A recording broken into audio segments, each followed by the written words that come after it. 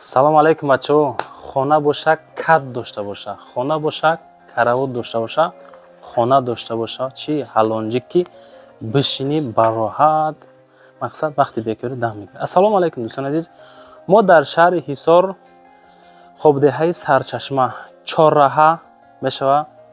ин тараф роҳ ба сӯи хобдеҳаи Узбекистон, ин тараф роҳ ба сӯи деҳаи Сарчашма. хай бо чор тараф роҳ ба сӯи Уртабузу даромадгоҳи Шарора дӯстон. ман хонаро абзортон мекунам то охир тамошо кунед. иншоалло ки беҳтарин варем барои харид кардан. навора шурӯъ мекунем, тамошо кунем бачаҳо. Ассалому алейкум дӯстони азиз, мардум ҳама каса. Созен, хубен, тинҷен.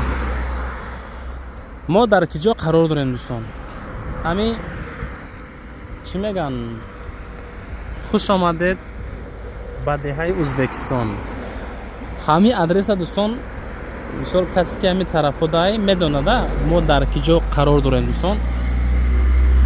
аз тарафи Шарора омадем дӯстон. ин тараф роҳ ба сӯи деҳаи Узбекистон. далҷи бо Ҳисор мешава. мақсад ки ҳамас мерем бо. ана ин тараф дӯстон гардиши деҳаи Сарчашма. ин ҳамин тараф бачаҳо азиз деҳаи Сарчашма мешава. аз ҳаминҷа мо тақрибан 1 километр мерем. аз пеши хона бу навор мекунем дӯстон. хулоса хонаро тамошо кунем. ина роҳ. ина роҳисо. ин тараф роҳ. маркази савдои Қурбониён. хулоса ин тараф мерем навора тамошо кунем бачаҳо. дӯстони азиз, аз чорраҳа нишонтон додам. гуфтам ки 1 километр мерем тарафи ҳамин хонае ки мо бояд навор кунем. ина бародари азиз деҳаи Сарчашма хонаи 298. бародаро маҳалла бо об, бо свет таъмин кардагиай мактаба, масҷида ва дигарҳо ҳастае. хулоса ки маҳаллаи ободае дӯстони азиз. ина дарвоза. бисмиллаҳи роҳмани роҳим. ина дӯстон нигоҳ кунед. дар умум 8 сотиқ замин. 3 дар хона будам. 8 сотиқ замин, 3 дар хона дӯстон. ма аввал ами хонаҳоро полноси нишон метавонам дӯстон. ба ду тараф мерем бо абзораш мекунем. хонаро калониша бинем дӯстони азиз. хонаи калон. ина якум хона. абой. ина потолок фигура яхширо гирифтагиай. тирезаш. خلاصه یک خانه.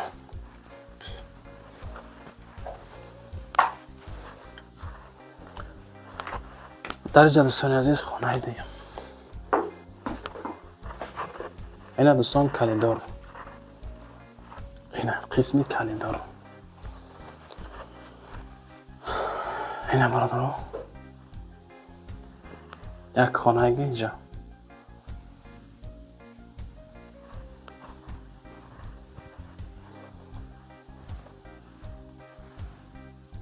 ин ҳам арамал бародаро. хулоса дуюм хона. ами хеле кафе набинем. инҷа боша агар хонаи сеюм дӯстон. хеле хушрӯ кардиян. мақсад ҷоро эконом кардан дӯстон. нигоҳ кунед.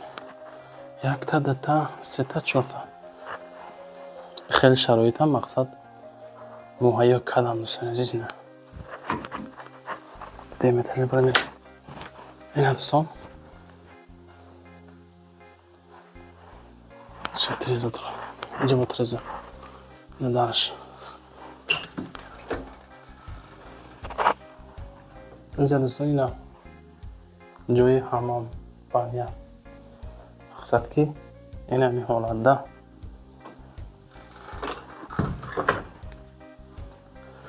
у тараф мерем бо. خب برادر عزیز درختای میوه دهنده در اینجا کت. اینا کت خشرو. اینجا خیلی چیز. اینا مقصد کی мешнен ба роҳат. ҳамин зиндагӣ мекунем хулоса бачаҳо, зиндагӣ мекунем. ҳамин дунёи дурзада тозаву озода ҳалол зиндагӣ мекунем. кухни тагиш подвала тамошо кунем. اینجا با خیلی جای موندگی تریزای خونه نگاه کنید دوستان عزیز. مقصد چیزی هسته ما ابزارتون کردم مردمی که در روسیه خوشو با حالتون همون چیزی هست میگم اینا فقط سریوزی خریدارو زنگ زنیم. اینا دوستان پدوالش در پدوال آزاد میگردیم. همین حوزه همین دارم باور کنید گرینی سرقینه. اینا دوستان عزیز یک زندگی را بینه نخ زندگی را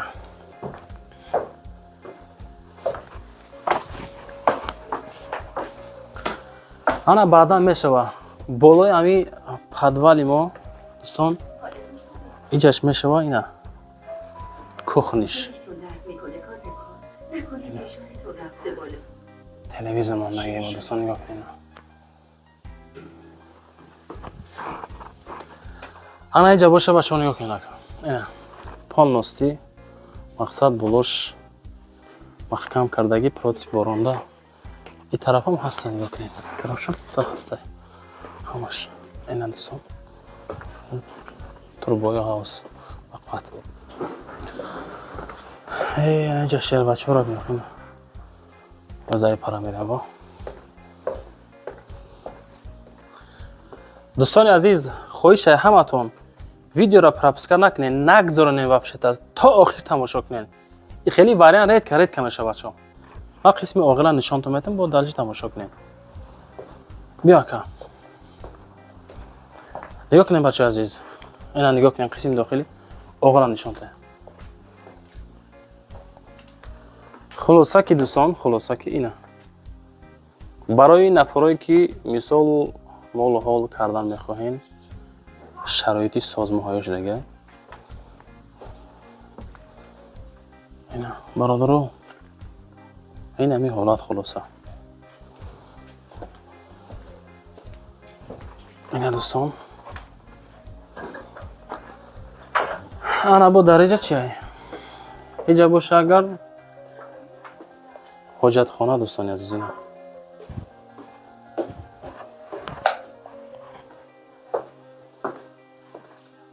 ابا اینا دوستان حاجت خانهش این طرف کوچه ها